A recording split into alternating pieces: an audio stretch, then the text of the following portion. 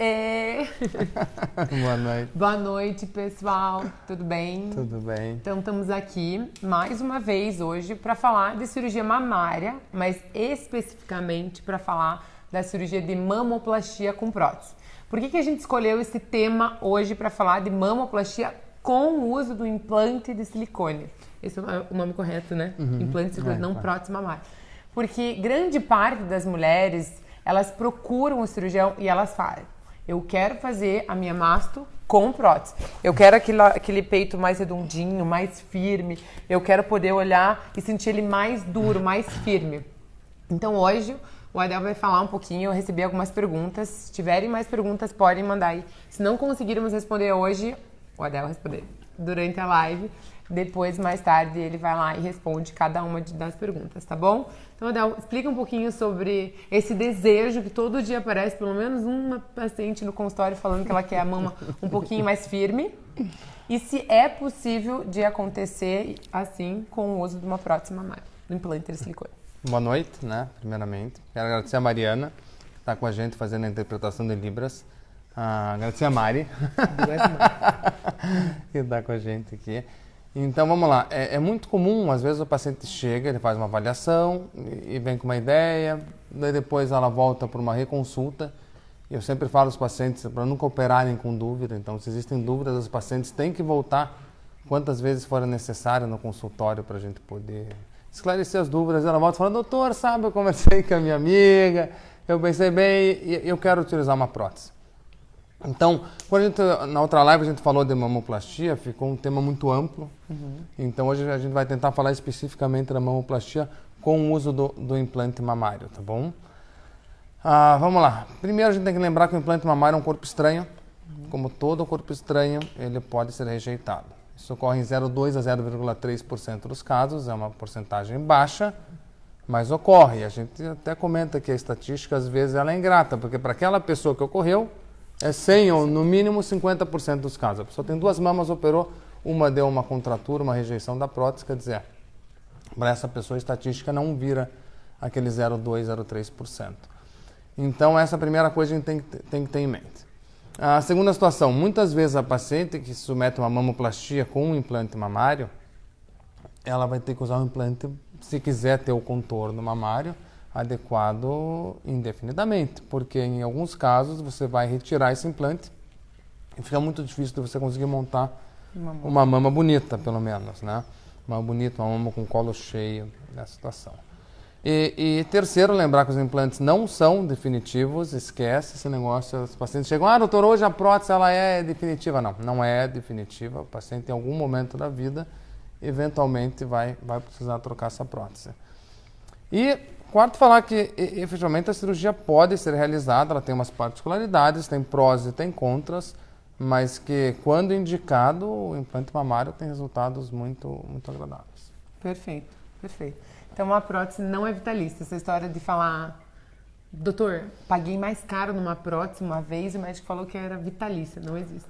Não é. As próteses elas têm uma garantia geralmente de 10 anos, tá bom? Então, mas não é que hoje em dia não se troca. O protocolo mundial, na verdade, não é para trocar a cada 10 anos. O que se faz é, a partir de 10 anos, você faz um segmento desse paciente anualmente, seja com cirurgião plástico, seja com mastologista, com o auxílio de exames complementares, seja ecografia ou mamografia, em alguns casos a ressonância, especialmente se a paciente tem uma prótese texturizada, que na verdade a maioria dos implantes até uns 2 anos para cá a gente tem usado a nanotextura, mas quem usou a macrotextura ou a poliuretano, a partir de 10 anos, a cada 2 anos tem que fazer uma ressonância da mama também, né? Então ela tem que fazer o segmento.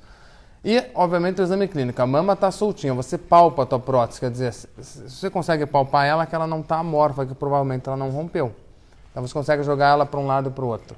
E a mama está solta, ela não está dura, não está empedrada, não está deformada, quer dizer que provavelmente a tua prótese está íntegra. E nesses casos a paciente pode manter a prótese por 15, 20, talvez 30 anos e talvez de uma forma vitalícia. Mas lembrar que isso é a exceção, não é a regra. Vamos começar com as perguntas agora. Precisa usar prótese em todas as cirurgias de mama? Não. Absolutamente não. Primeiro, tem paciente que não quer utilizar o implante mamário. O paciente não quer. Eu não quero prótese, doutor. Eu quero só levantar minha mama ou quero só reduzir. Essa é a primeira situação. Depois tem situações que o próprio médico pode contraindicar. A gente tem uma conduta que a gente faz pelo que a gente estudou, pelo que a gente vê uma tendência mais ou menos mundial e pela experiência pessoal também. Então tem cirurgiões diferentes, podem ter opiniões diferentes, não que estejam certos ou que estejam errados. É que o cirurgião faz aquilo, ele vê todo dia e com a prática dele, às vezes ele se habitua mais com uma técnica ou com outra. Então tem pacientes que vêm no nosso consultório, na nossa clínica, a gente fala, não, no teu caso não quero colocar prótese. Ah, doutor, mas eu quero muito colocar prótese. E a gente pode chegar até a contraindicar e falar, e eu falo para os pacientes, falo, ó, é um direito teu querer usar a prótese do silicone, o implante do silicone, mas é um direito meu também, no teu caso, não querer realizar a cirurgia. Quando a gente acha que a expectativa de resultado do paciente não condiz com a realidade. Por exemplo, uma mama que tem uma queda muito grande, né, que seja o bico da mama, tá bom? A areola e a papila do bico esteja mais do que 8 centímetros abaixo ou 9 centímetros abaixo do ponto ideal onde deveria estar. A gente tem que usar uma técnica diferente, que chama-se pedículo inferior, mas isso é uma parte técnica, mas realmente daí a utilização do implante nesses casos, na nossa opinião, ele é um pouco, os resultados são mais limitados, eu prefiro não utilizar, desde que a paciente, obviamente, tenha volume para montar a mama. É a prótese que define o formato da minha mama? Também depende. Quase sempre depende. A paciente que não tem nada de mama, então é uma mama muito pequena, ela vai botar prótese e você vai, obviamente, enxergar a prótese.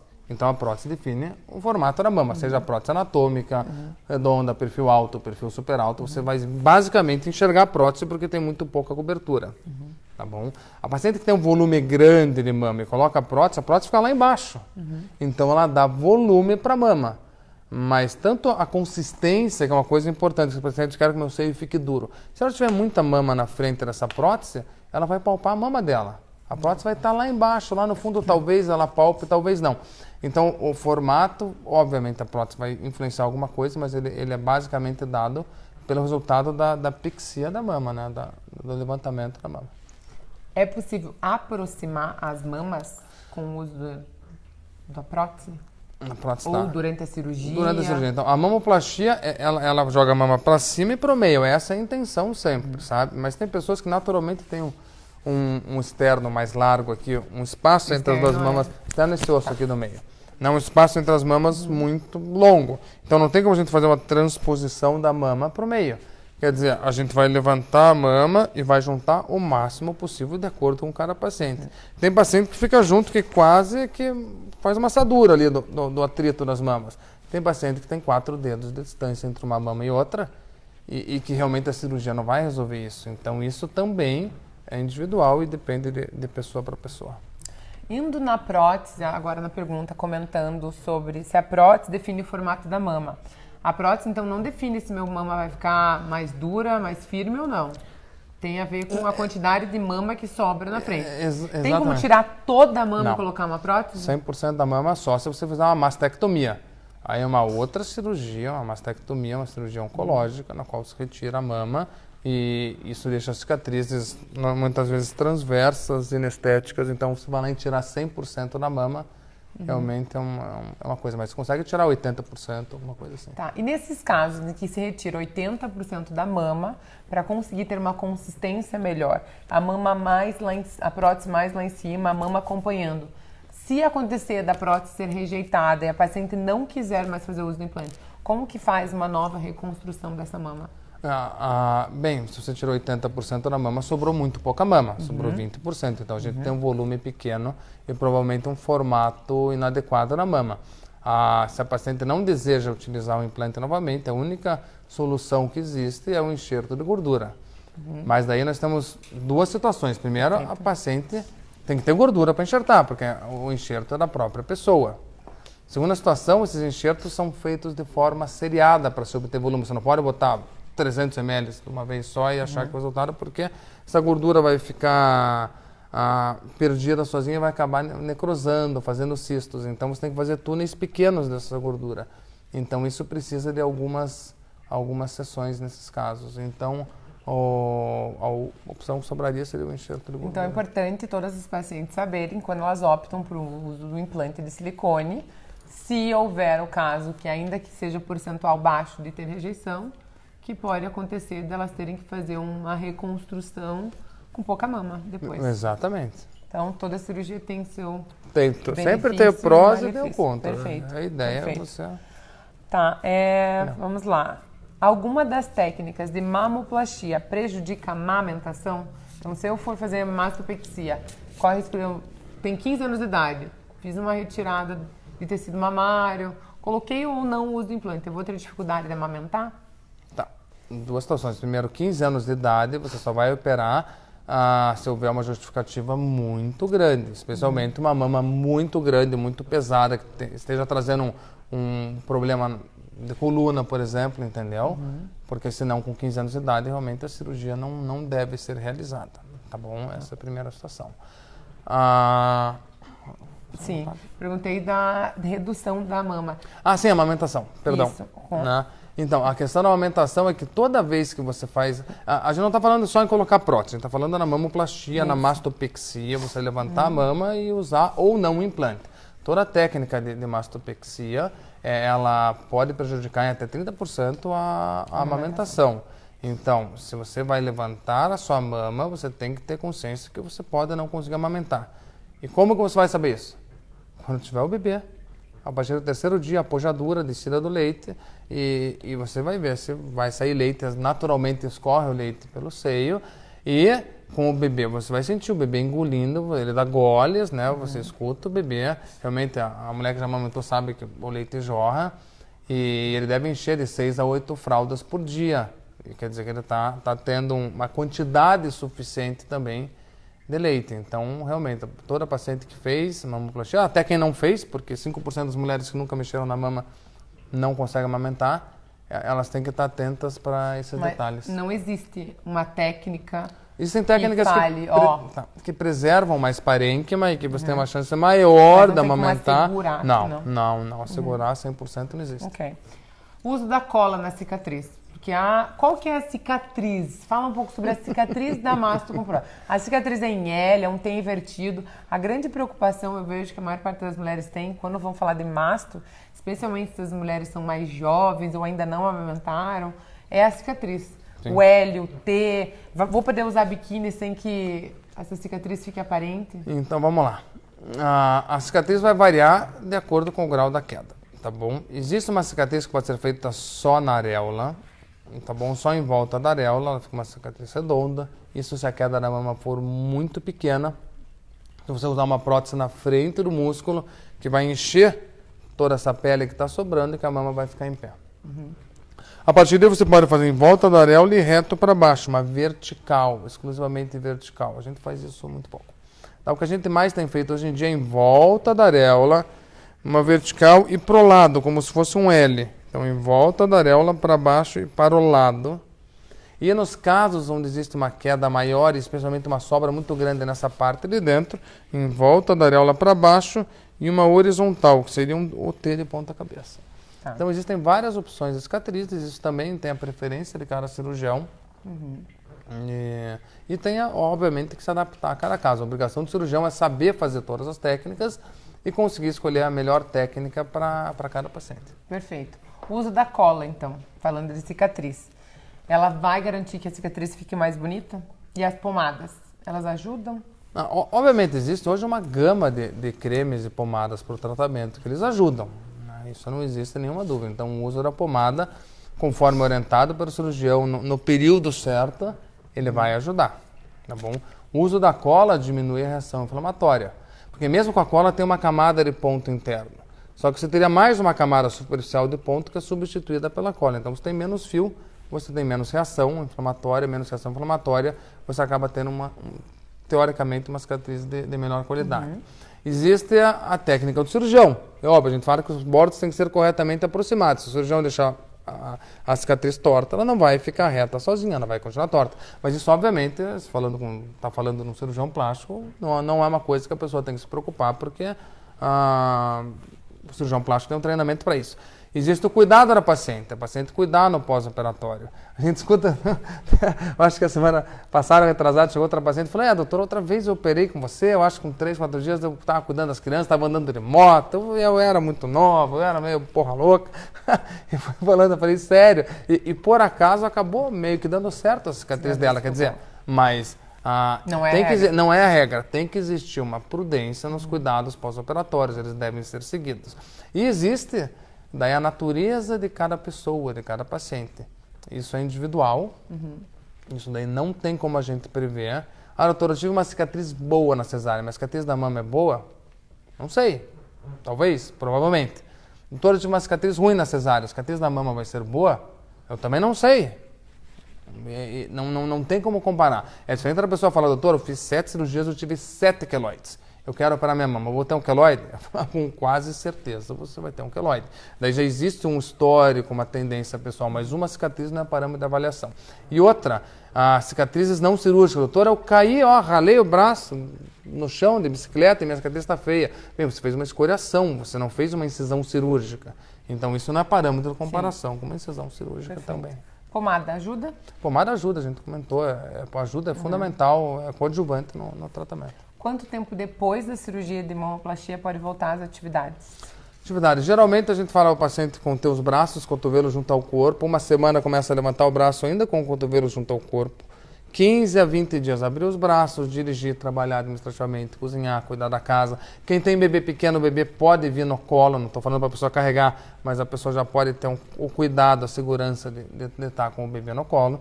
E 2 meses, e com esses mesmos 15 a 20 dias, atividades de membro inferior, que não exijam um membro superior, né? E com 2 meses a gente libera para atividades físicas mais intensas e exposição solar. Dormir de lado. 2 meses. 2 meses, bem não, importante. Isso é muito importante. Porque tem que entender que a mama foi toda costurada. Com ou sem prótese, ela foi toda costurada no músculo peitoral. Isso leva um tempo para você não precisar mais desse ponto. Da hora que a paciente joga todo o peso dela, praticamente, em cima da mama, ela deita de lado, ela pode arrebentar esses pontos. Isso pode causar um hematoma, um sangramento, uma lesão aguda, ou simplesmente pode soltar esses pontos, a pessoa não vai notar. Mas com o passar de mais 2, 3, 4 meses, aquele ponto que estava ali sustentando, que deveria ter colado aquele tecido, não está mais. Então esse tecido, a pele não vai segurar nada, a pele vai ceder, a pele é um órgão que continua crescendo a vida inteira. Então a mama vai pesar somente sobre a pele e vai existir até uma diferença de um lado para o outro. Então 2 meses. 2 meses. O que é recuperação Fast Track Recovery? Falei devagar. Não, existem alguns cirurgiões, que aí não é tanto na mamoplastia, mas na colocação do implante mamário. Que você vê aqueles vídeos sensacionalistas que a pessoa bota a prótese e sai pulando, e sai, levanta o braço, já pode no dia seguinte fazer o que quiser. Tá, vamos lá. A nossa linha. É a nossa linha. Isso é uma conduta pessoal. Eu não concordo com isso, entendeu? Eu acho que é uma coisa muito arriscada. Eu acho que você pode realmente... Tem pacientes... Eu tenho pacientes que, às vezes, na recuperação da anestesia, elas têm uma movimentação excessiva, elas estão fora do corpo, literalmente. A pessoa se mexe, tem que a enfermeira segurar. E daí você olha e fala, meu Deus, pode preparar o pessoal para vai ter um hematoma à noite. Tem certeza, tem certeza. E você olha no dia seguinte, está super bem. Então, essa paciente, ela podia fazer o Fast Track Recovery. Podia fazer. Porque ela pode fazer, não acontece nada. Mas eu acho que se você colocar isso para uma gama muito grande de pessoas, daí você vai começar a ter as complicações. E daí a gente volta a falar, se a cada 10 pacientes que a gente colocar uma prótese, liberar para fazer exercício tudo, e uma vier com hematoma, é 10% de complicação, muita coisa. Então não existe nenhum estudo científico mundial, duplo cego, randomizado, um estudo como ele deve ser, quer dizer, não é o médico falar, eu fiz 15 casos e esses casos foram bons. Isso não tem valor estatístico nenhum. Então não existe nenhum estudo científico sério, mundial, multicêntrico, alguma coisa que libere. Não existe. A Sociedade Brasileira de Cirurgia Plástica, ninguém. Então existem alguns médicos que fazem, que postam nas nossas mídias sociais e que, obviamente, todo mundo quer operar e se recuperar rapidinho. Isso, óbvio, ninguém quer ficar parado 1, 2 semanas. Mas é uma coisa que na nossa linha, nossa conduta, a gente não recomenda e, pelo contrário, a gente contraindica. Medicina é cautela, né? É cautela. Tem várias opções por aí, cada paciente pode buscar aquela que melhor lhe agrada ou que lhe passa segurança, mas a nossa conduta não segue essa linha, né? Isso, e a cíclica medicina também. Tem coisas que são verdades absolutas hoje, que a gente pode ver daqui 2, 3, 4 anos e falar, pessoal, não, a gente está falando de implante, Perfeito. mudou, realmente foi estudado e não é bem assim. Então, eu quero dizer que nesse momento agora, a gente não faz. Falando da prótese, da textura da prótese, que a gente usa agora, uma prótese, né, depende da marca, eu acho que a marca é irrelevante para ser mencionada, nem pode ser mencionada, ela é lisa. A prótese, tem uma pergunta bem interessante, ela falou sobre a textura, a prótese bipoliuretano ou mais texturizada, é verdade que ela escorrega menos? A prótese lisa ela vai escorregar mais? Fala um pouquinho sobre isso. Tem uma outra prótese, acho que tem uma terceira. Essa. É que não vai dar para ver. Não vai dar para ver. Mas vamos lá. Então, as próteses, né, elas têm um invólucro, elas têm o silicone, que é um gel coeso interno, se você cortar ele não vai vazar, não é líquido, é uma gelatina, entendeu? E a textura que está em volta, isso não é uma prótese lisa, é uma nanotextura. Uma nanotextura, se não me engano, é 3,6 micras a ondulação do silicone. Tem uma medida para isso, sabe? Ela se comporta como uma prótese lisa, mas ela é nanotexturizada, tá? Ela seria micro texturizada, por isso que é o nano, né? Então, isso é o que a gente tem utilizado. À medida que você... existe a macrotextura, existe a poliuretano. A poliuretano, ela gera uma aderência com os tecidos, com a cápsula dela. Então, realmente, ela tem a menor chance de fazer o flip, de virar de ponta cabeça e, teoricamente, ela adere mais. Mas já que a gente está falando de textura, tem uma coisa muito importante que é muito atual, que as próteses macrotexturizadas de poliuretano têm sido associadas a uma incidência maior de um linfoma anaplásico de células grandes, que é um linfoma, um tumor maligno da cápsula da prótese. Como a macrotextura ela faz uma cápsula mais grossa, quer dizer, entenda-se que isso é muito atual, é porque as próteses foram proibidas, a macrotextura foi proibida no Canadá, foi proibida primeiro na França. Então, se alguém ouviu falar, é exatamente sobre isso.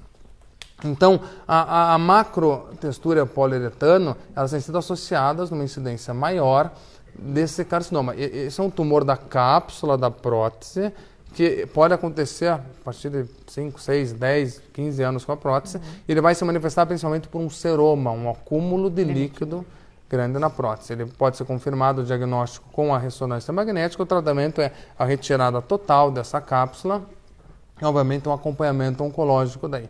É uma situação rara, vamos falar, não é para ninguém que tem prótese aí, não precisa se preocupar, procurar qual prótese, é uma situação rara. E na própria França, a orientação para quem tem a prótese macrotexturizada é manter e fazer o segmento anual. Coisa no Brasil, né? Mesma coisa. E a partir de 10 anos, a pessoa vai fazer a cada 2 anos uma ressonância nuclear magnética. Então a micro e a nanotextura, principalmente a nanotextura, é uma prótese muito nova. O que sabe-se que as próteses não conseguiram ver uma correlação entre as próteses lisas com o linfoma anaplásico de células grandes. Então, se não existe uma correlação com a prótese lisa e a nanotextura se comporta como se fosse uma lisa, provavelmente a prótese nanotexturizada tem uma incidência menor. Mas isso, entendam que isso vai acontecer ao longo dos anos. Então, por isso que a gente está falando do silicone. Hoje talvez apareça uma outra substância de implante daqui a uns anos e a gente veja que o silicone não é mais o que deve ser utilizado, a medicina é muito dinâmica. Então, a textura da prótese, você vai escolher, não tem uma prótese perfeita. Você quer mais aderência de maior risco do linfoma ou menos aderência. Mas então o uso da prótese lisa tem mais chance de queda da mama? Depende da técnica também, né? Depende da técnica, mas a chance, eu não diria nem tanto de queda, eu diria mais de rotação da prótese. Tá. A prótese por baixo do músculo, ela fica mais natural e ela pode ser feita em todos os casos. O paciente pode chegar para você e falar, eu quero por baixo do músculo.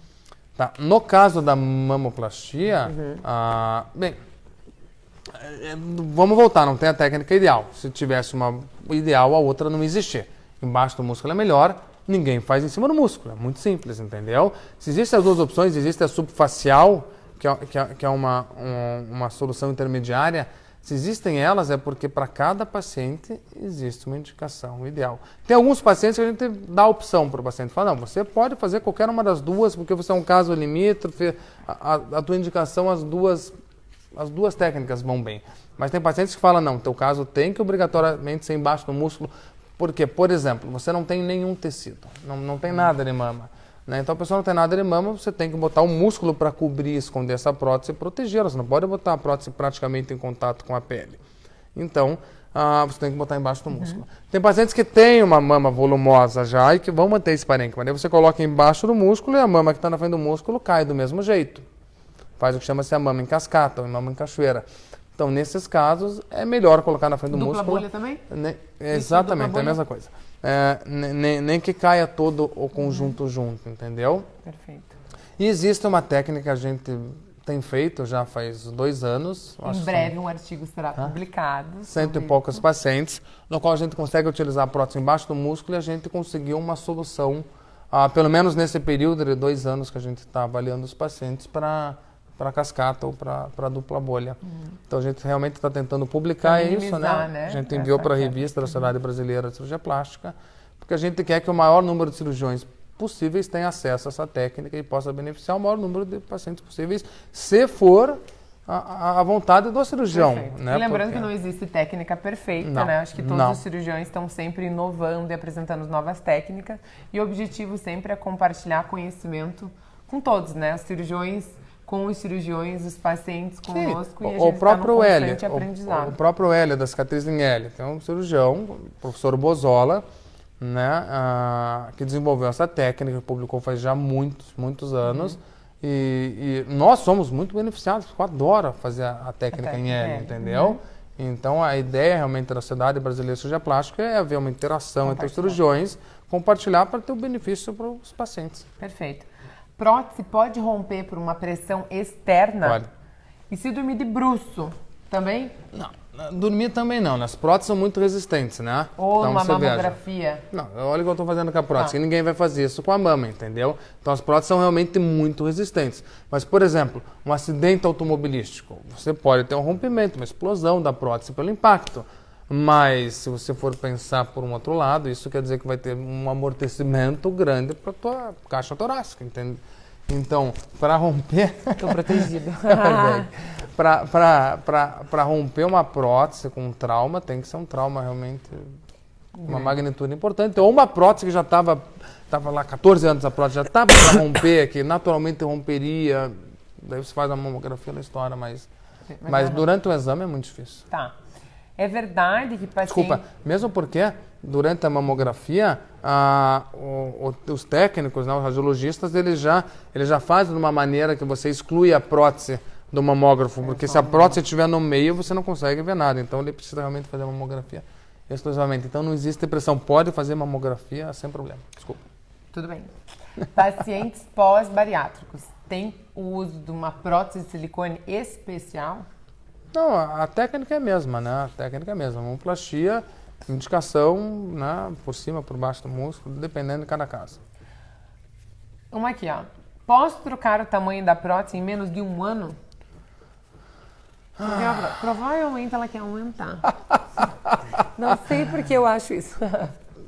Depende. Tecnicamente pode, entendeu? Mas tem 2 situações. Quer dizer, na escolha do tamanho, às vezes existe uma limitação de espaço. Tem pacientes que... E hoje eu sou muito claro com os pacientes. Eu falo, o máximo que eu coloco para você é, sei lá, 350. Ah, doutor, mas quero botar 400. Não, o máximo que eu ponho é 350. Então, eu limito meus pacientes, pode ser 500, pode ser 600, eu chutei um número. Eu limito meus pacientes com o volume máximo de acordo com a minha avaliação técnica. E não importa a estatura, o tamanho do tórax é importante, mas principalmente pela base da mama. O tamanho da base da mama, eu preciso ver se a prótese vai caber nesse volume. Então, existe essa limitação volumétrica técnica. Passou, às vezes, 1, 2 anos, esse tecido todo embaixo do músculo, especialmente, que existe uma pressão muito grande. Esse tecido, ele todo se acomoda, ele laceia, ele se distende. E daí você pode, eventualmente, trocar por uma prótese maior. Então, a paciente tem que lembrar como ela estava no pós-operatório imediato e não como ela está 3, 4 meses E outra, depois. prótese maior tem uma chance maior de ter estrias, isso na colocação primária, né? Mas no caso da mamoplastia, se a gente está falando de mamoplastia, está sobrando pele. Então, realmente, isso não seria um problema. Seria um problema maior realmente a estrutura da mama da pessoa. Porque mais pro meio a mama não vem, ela só vai crescendo para fora a partir de um tamanho. Uma paciente falou que ela já trocou de prótese 3 vezes e elas continuam a cair. Pode operar de novo? Alguma coisa tem que mudar. Exatamente. Então, ela fez 3 cirurgias, eu acho que provavelmente a prótese está na frente do músculo as 3 vezes, então realmente tem que ser feita uma situação diferente, porque você fazer a mesma coisa, se você fizer a mesma cirurgia, exatamente você fez as 3 vezes, o resultado provavelmente vai ser igual. Então, você não tem como esperar um resultado diferente fazendo a mesma situação. Então, você tem que mudar a técnica cirúrgica da mama. Mas teoricamente pode operar, não tem problema. Perfeito. Quanto tempo para o resultado final da masto com prótese? Vamos lá, depende também se está na frente ou atrás do músculo. Mas vamos falar que em 3 a 6 meses você tem um resultado, já existiu um equilíbrio, a báscula, a mama já se deu, já se acomodou. A cicatriz vai evoluir até 1 ano e meio a 2 anos. E a partir de um período, o resultado vai depender muito dos hábitos da paciente. O paciente não gosta da sutiã, corre um monte, fica a mama pulando, faço jump, alguma coisa assim. Você imagina o jump, é só você pular em cima de uma balança. Vai na balança da farmácia e pula e veja o peso que você vai ter. Então você imagina que a tua mama, à medida que você está pulando, está acontecendo a mesma coisa, exatamente. Então, e a pessoa não quer usar sutiã, obviamente esse resultado deve mudar mais rapidamente do que alguém que tem o hábito de usar um sutiã, vai fazer exercícios, um top mais firme, alguma situação assim. Mas em geral, 3 a 6 meses você já tem o contorno estético da mama e a cicatriz vai evoluir até 1 ano e meio, às vezes 2 anos. E a cicatriz continua evoluindo. Você pega a cicatriz, às vezes, com 10, 15 anos, ela às vezes quase desaparece. Perfeito. Agora tem 2 últimas perguntas. Não tem a ver especificamente a cirurgia de mamoplastia com prótese, mas a cirurgia em geral, um pouco de segurança. A gente já falou sobre isso, mas é legal sempre reforçar. Mas a gente falou que ela tem medo de operar em clínica. E ela perguntou se é seguro. Depende da clínica. Depende da clínica. Eu acho que... Vamos lá. Primeiro, eu sempre falo com os pacientes. Eu tenho medo das pacientes que não têm medo de fazer cirurgia plástica, entendeu? Porque, realmente, na parte estética que a gente está falando, se é uma cirurgia que a pessoa não tem uma necessidade de fazer, como uma apendicite, uma úlcera perfurada, a retirada da vesícula, emergência você tem que operar, é a opção, opera ou morre. Então, a pessoa decide rapidamente que ela quer operar. Né? Mas no caso de uma cirurgia estética, a pessoa está bem, mas ela quer melhorar a autoestima dela. E isso faz parte, até a gente já sempre fala do conceito de saúde e do bem-estar biopsíquico-social. Então, é normal que a paciente tenha medo. E eu acho super legal quando a paciente se interessa, primeiro, com quem ela vai operar e depois aonde ela vai operar. Se você fala em hospitais, você tem diferentes níveis de hospitais. Se fala em clínicas, do mesmo modo, você tem diferentes clínicas. A tua clínica tem uma estrutura de suporte de vida, ela tem uma coisa simples, geradora. A clínica tem geradora? Isso é fundamental, é verdade, né? Na tua casa você pode ficar sem gerador, paciência. Mas num ambiente hospitalar você não pode. Você tem um material de emergência, salas têm respirador, tem a parte de respirador, você tem como fazer uma reanimação cardiovascular nessa clínica, você tem uma estrutura adequada. E eu acho super importante que as pessoas vão e conheçam a estrutura do ambiente, exatamente do ambiente hospitalar ou do ambiente da clínica. Então não dá para generalizar. É melhor na clínica, é melhor no hospital. Mas a gente tem que saber que entre os hospitais e entre as clínicas, e obviamente existem diferenças. Então, eu acho que conhecer a estrutura é fundamental. E nos dois tem prós e contras. Prós e contras nos né? dois. E complicações existem em clínicas e em hospitais. Né? Então, a gente tem que saber disso. Paciente com doença crônica, pode operar? Desde que a doença esteja compensada e que tenha um aval do médico que acompanha a paciente cronicamente. O cardiologista tem hipertensão.